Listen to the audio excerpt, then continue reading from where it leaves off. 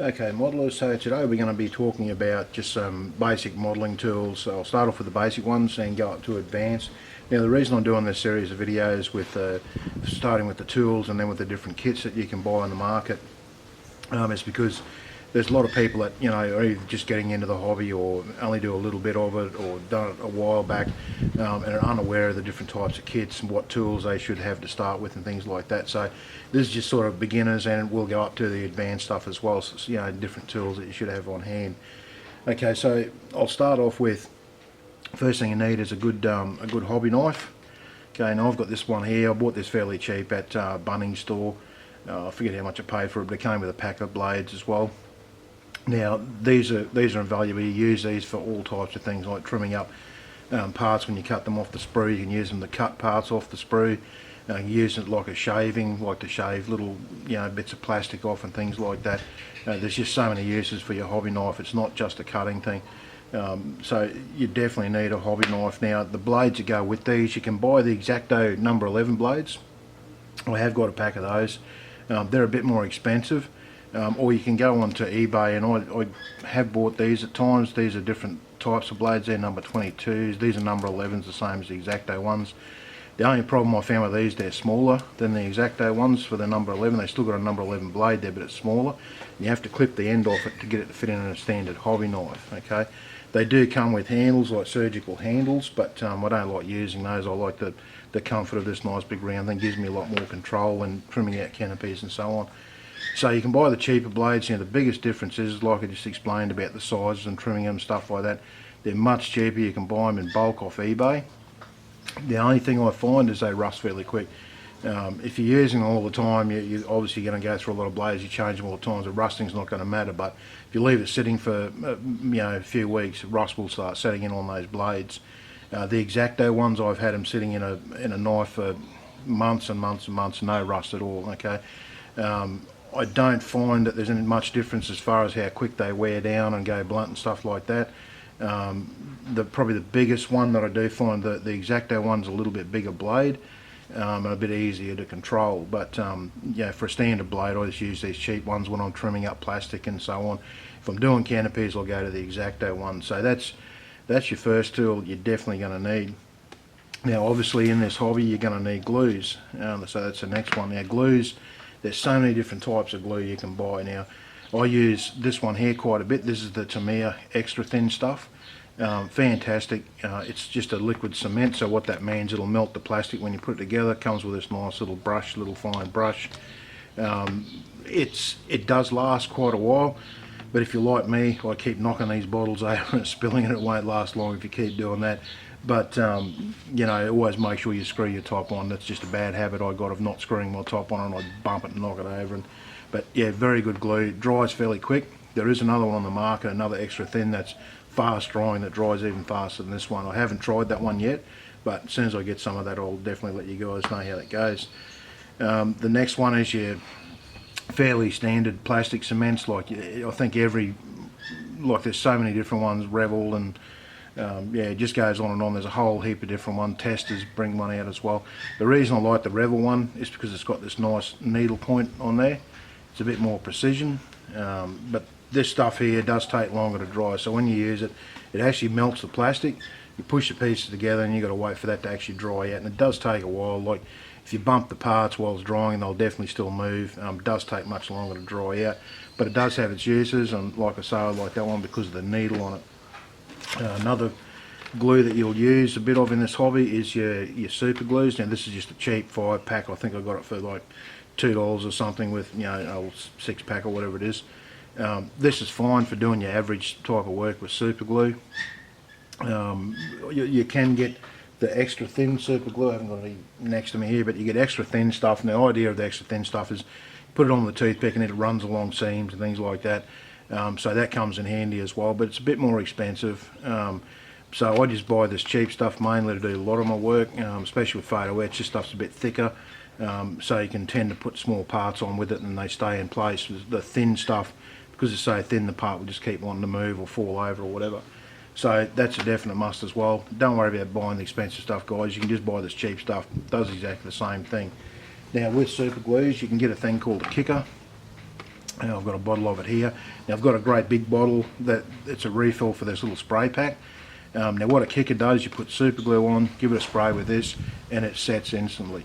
Now I do use this a fair bit, but you've got to be careful where you use it, because if you use it on, say, photo etch parts and that, the problem I found with this is that it dries quick, but it dries very brittle. It seems to be a much weaker hold, so you ain't got to bump the part and it'll snap off there. So be careful where you apply this stuff. You can apply it with a brush, toothpick, or just spray it out of the pump bottle if you want to. I tend to spray this into a little cap on the side, then use a toothpick to sort of put it onto the smaller parts. But yeah, very handy with super glues and that. Another glue that you'll probably want to have on hand is something like this. This is a canopy glue, but all it is a white hobby glue, just like your wood glues and things like that. It's just, you know, like a PVA glue basically, and it just dries clear. This is good for clear parts, you know, your canopies and so on. I have seen people use this for etch as well, but no, I don't know. It's fairly thick and gooey, and it does leave stuff on, a bit of residue on that. It's hard to clean off without breaking the parts. The other good thing about this, you can use it like to put canopies on. If there's anything that bleeds out, you can use a wet Q-tip and just clean it off, and it'll take the excess off there and leave a nice flat line. So yeah, another good one to have in your kit. Okay, so next up we'll go on to some sandpapers. Now with sandpapers, I haven't actually got any on hand in my boxes outside at the moment, but get a variety of different sandpapers, everything from your, you know, probably I start about 400 grit up to your 2000 grit wet and dries. They come in handy for everything. Then you can go up to pads like these guys here. I think they start at about 3600 up to 12,000. So yeah, they come in handy. These things are more for polishing and that. The other thing I get is the nail polishing kits from chemists and so on.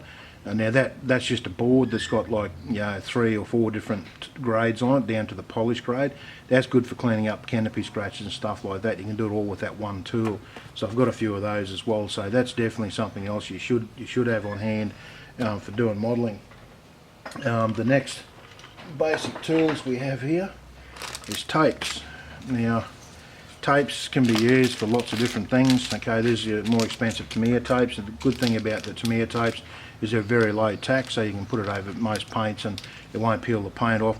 You buy cheaper paints like this, these masking paints, you put that down and lift it up, it'll lift the paint with it. You can use it for putting over paint if you've got something you're a bit worried about. All I do is first stick it to my hand a few times and it takes a bit of the stick off it.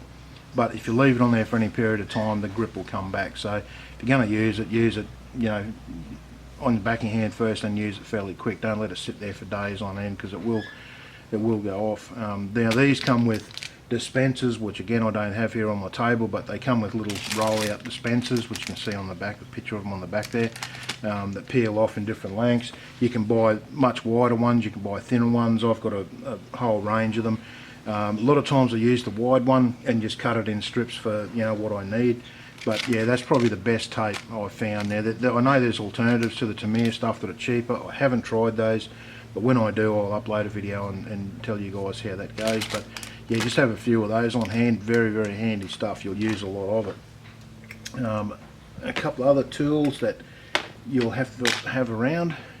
Well, you don't have to have them, but they're very, very handy. Now these are clippers. These are good for cutting parts off sprues and things like that.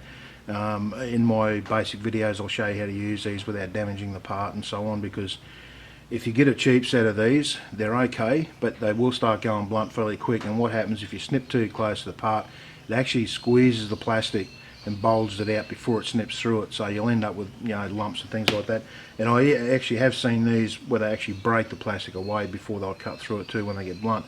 So I've got cheap sets like this set here, and I've got the more expensive sets. Now the more expensive sets are a much cleaner cut.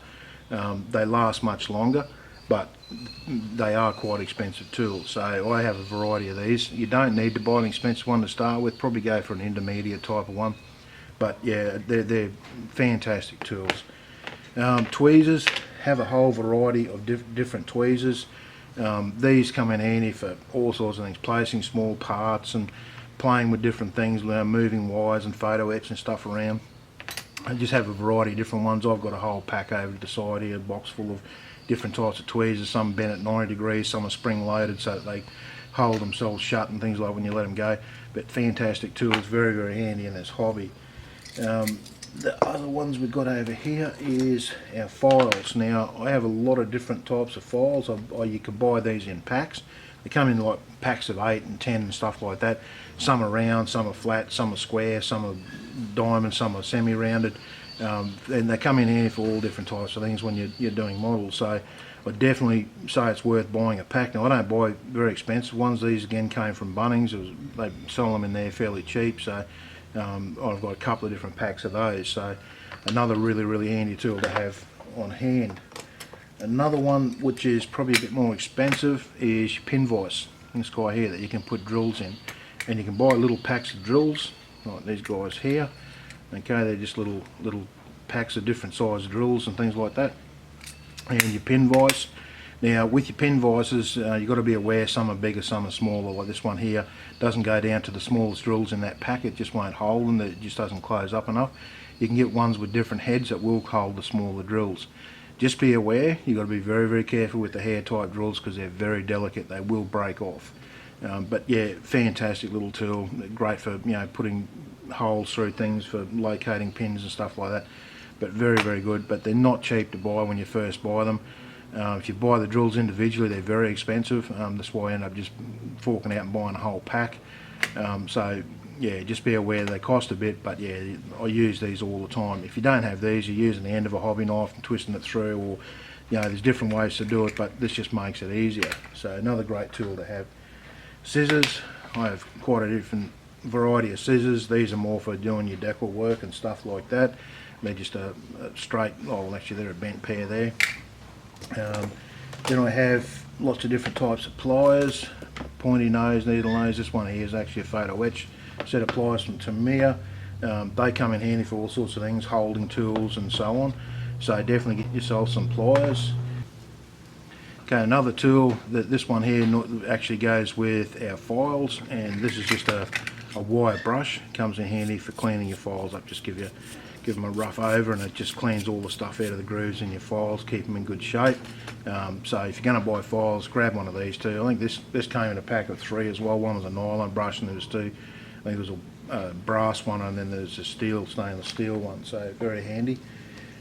Plastic saw, you can get different types of plastic saws. I use this one here and another one which is like a little bandsaw looking thing that can cut through bigger pieces, but they do come in handy. You don't have to have them. You can do it with using a serrated knife or things like that. But yeah, another thing, if you're going to get into resin parts and that, these are definitely a must for cutting resin parts off blocks and stuff. So another great little tool to have around. This guy here, this is probably getting up into more advanced stuff now. This is actually a panel line scribe, and it's just like for re-scribing panel lines. A lot of times when you're gluing parts together and you sand it over, you'll sand the panel lines out.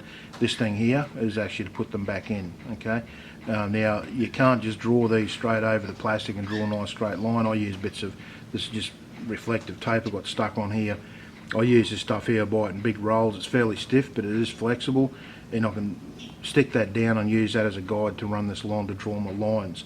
And also to go with that is good to have templates like this, with all different shapes and sizes that you can stick those in place or hold them in place and scribe things out, different shapes and stuff. So another really handy tool to have on hand. Now like I say, you don't have to buy all this stuff, just buy the basic stuff that you need first up. But we're getting into the more advanced stuff now. So the next thing I'll talk about is things like these droppers. Now these just sort of hold water or paints or thinners or whatever.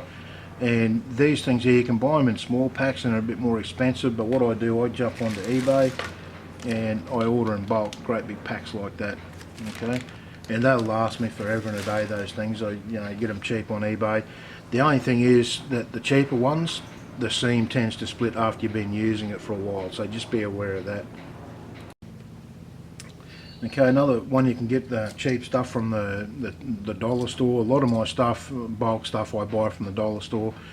Toothpicks, you can get these in different shapes as well. I know a toothpick should be a toothpick, but some come with one flat end, one pointy end, which comes in handy for different things. These come in handy for a lot of stuff, putting glue on, stirring paint in little jars, all sorts of things. They're fantastic. And I got just bulk loads of those things. Again, buy them cheap from the dollar store, off eBay, or whatever you want to do, but that's another handy one. And one over here, these things are fantastic. These are great for mixing paints up. These are little shot cups. Very cheap. Again, buy them in bulk off eBay, because once you put paint on one of these, you probably don't want to reuse it again. But the good thing about the clear ones is you can put the paint in there and mix it, and you actually see the colour on the edge of the cup from the outside, so you know when your paints are getting mixed up and things like that. Very, very good. I bought bulk of these. I've got hundreds of these things, but I do use them quite a bit when I get to the painting stage. So yeah, look on eBay, dollar stores, things like that. Great buy, guys. Okay, another one here is just these knives here. Now these are just, you know, basic cutting, like Stanley knife type things, but plastic ones. I think I bought these for $1 for a pack of 3 or something. Very, very handy. Again, these are good for opening up your boxes, cutting the plastic off the outside of them.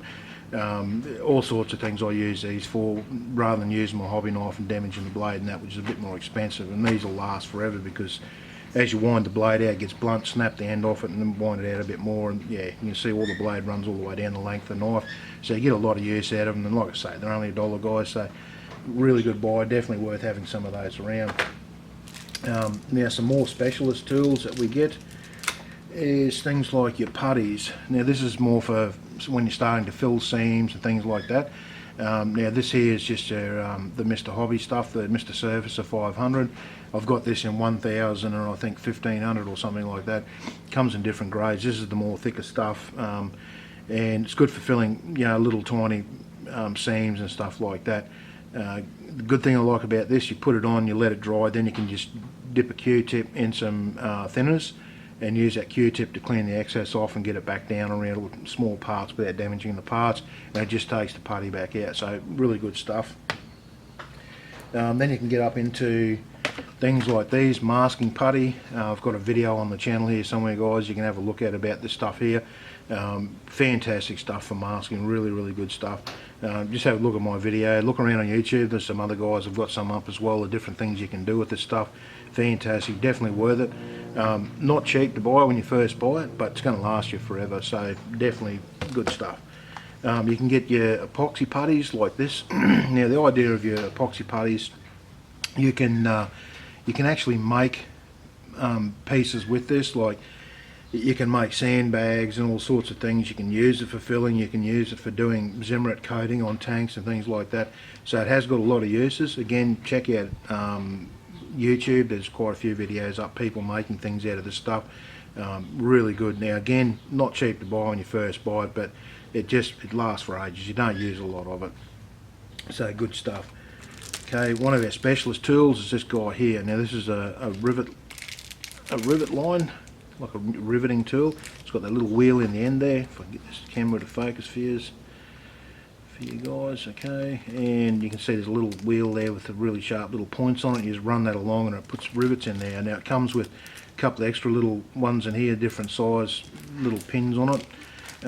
Again, not cheap. And there's a few different types of these around that I've seen, Rosie Riveter and different ones, but this one here was just one I picked up at a show one day. It was fairly cheap when I got it, so I think what's got on there, $8.90. I picked that up years ago, and I got a lot of use out of this. Again, it's the same as the Panaline scriber, in that sometimes you'll sand out rivet detail and you need to put it back in. You can use that tool. Another specialist tool when you're starting to get into photo etch is these guys here. Okay, these are photo etch folders. Now these things aren't cheap, and you can get them in different sizes. This is a fairly small one, fairly basic. You can get some that are actually half the size of this. You can get some that are 4 times the size of this. Depends on what sort of photo etch work you're going to do. You only need the big ones really if you're going to be folding big parts like for ships and things like that, ship modelling. This one here I got because it's a good sort of mid-range all-rounder type thing. Got a lot of different shapes on there. You can like take that up, turn that around and use the bigger parts on the other side there. So very, very good tool to have, guys, if you're going to start getting into photo etch stuff. And a lot of kits these days, especially your Dragon kits, they will come with some photo etch parts in them. You most times don't have to use them, but if you wanted to use them, you're going to need something like this to play with them. You can do it with tweezers and pliers and things like that, just a lot harder to work with that way. And so if you're going to start getting your photo etch properly, these are the tools to have. Another good one that I find is pegs. Okay, these are good for clamps on smaller parts. You can buy bigger clamps, but I just buy packs of these pegs. They've got soft plastic on the inside of the jaws here, and that just saves it from damaging anything when it's hanging onto it. Now this is probably my most valuable tool at this stage. This one's getting a bit old, is your visor. Okay, your magnifying visor. I'm getting a bit older. My eyesight's not that fantastic. This thing's a lifesaver. Okay, without this I just wouldn't be able to model anymore. I really wouldn't. This one here is getting a bit long in the tooth. I've got a new one on order. Lot more magnification if I need it. But this thing here I use all the time, guys. I've had this for I think it'd have to be going on 10 years now that I've had this one and used it. The lights on the side gave up long ago. Not that they were much good to start with, but you know, for extra light they do come in handy. But yeah, guys, definitely, I swear, get yourself a set of these. You're going to start getting into the more finer detail stuff. You're definitely going to want a set of these. So at this stage, guys, that's probably about all I can show you. Oh, sorry, I've got brushes. I've got brushes, okay, paint brushes. Now, paint brushes is a whole topic pretty much on its own. You use brushes for lots of different things. You get lots of different shapes and sizes. You get some that are really fine for doing, you know, like your aircraft panels and things like that, your cockpits. You can get some that are bigger, just to brush dust off your models, and you can get, you know, like really cheap, nasty ones like these big white feathered ones I've got up here. You can use those for like brushing on washers and things like that. But yeah, get a whole variety of these guys, and you'll end up with some that when they start getting worn out, they then become your weathering brushes for putting on pastels and things like that. You don't really care about them much anymore, they had it anyway. But brushing paint on is a whole topic on its own, which I'll go through in another video. But just start collecting some brushes, guys. You don't have to spend a fortune. I've got a couple of more expensive ones in there, probably the Tamiya one, that guy there is probably the most expensive one I got in that bottle there. Very fine little one. Now I've had that for probably about 3 years now. It's got quite a bit of use, but you've got to take care of them as well. So definitely start collecting some brushes. They will come in handy. Now you probably noticed that I haven't mentioned airbrushes. Now the reason is airbrushes is a topic again pretty much on its own. Now with airbrushes, my opinion is I'd like to spend a little bit of money on them, but I don't like to spend great heaps of money on, like, you know, like when you're talking, you know, $500 for an airbrush and that. I just sort of can't justify it, because I've had some that are really cheap and nasty, but I've had some cheap ones that are quite good as well. But at the moment I'm using a Delta one, and I've had that for quite a while, and it does pretty much everything I need it to. I've got a bit more expensive one that does a bit finer work, but I don't use it a lot, and I could probably get away without even having it. So airbrushes and compressors, guys, it's a whole topic on its own. Have a look around YouTube here, do a bit of research on the net until you work out what you want, work out what you can afford.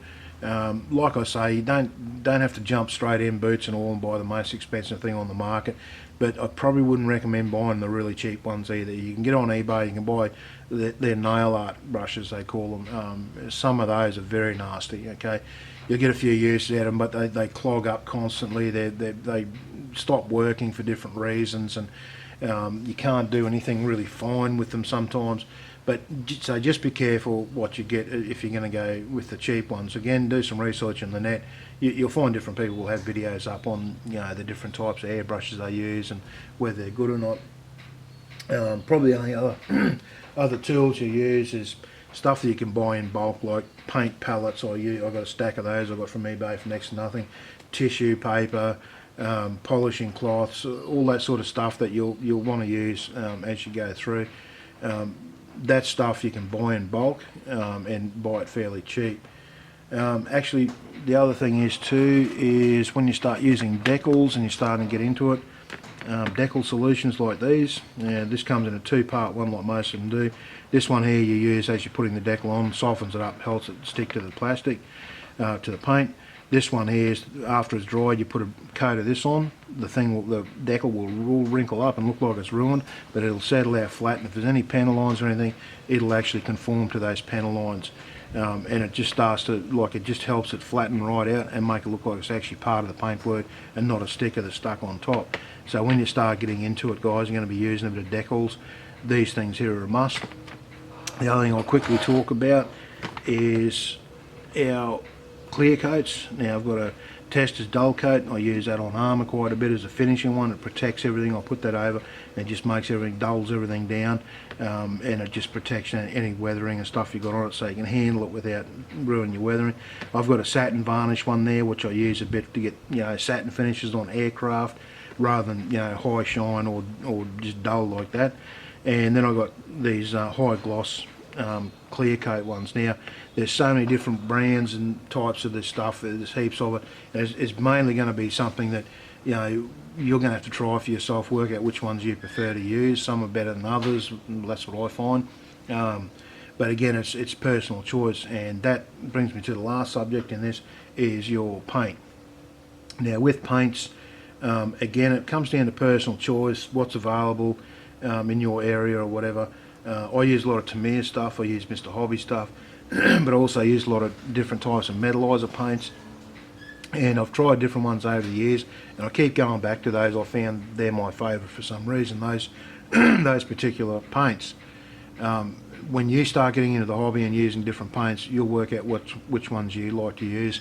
It's the same with thinners. I've got Mr. Leveling Thinner, which is pretty much my go-to thinner. I use that with just about everything. I haven't found much that it doesn't thin at this stage, so that's really good. There's lots of different thinners as well. You'll need things like white spirit and stuff like that as well when you start getting with your paints and that. But that's probably pretty much it at this stage, guys, that I've got to talk about on this video.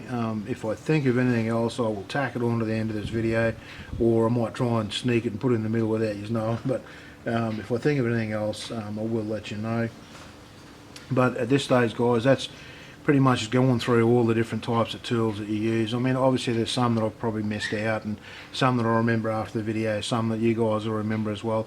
If you think of anything that should have been added, put it in the comments below, so everyone try and read the comments and find out, or I can put it up in the information box. I forgot to mention this or this. So yeah, guys, hope you got something out of this. If you're just starting off, and maybe you advanced modelers as well, maybe might have picked up a few different things as well. But I just sort of wanted to get this video out there so people can see that different tools and things we're using for. The next lot of videos I'm going to do is starting with just basic techniques of modeling, and I'll work my way up to the more advanced techniques. So it's just sort of going through different techniques of actually doing modeling. Okay guys, that's about it, and I will see you in the next video. Thanks for watching.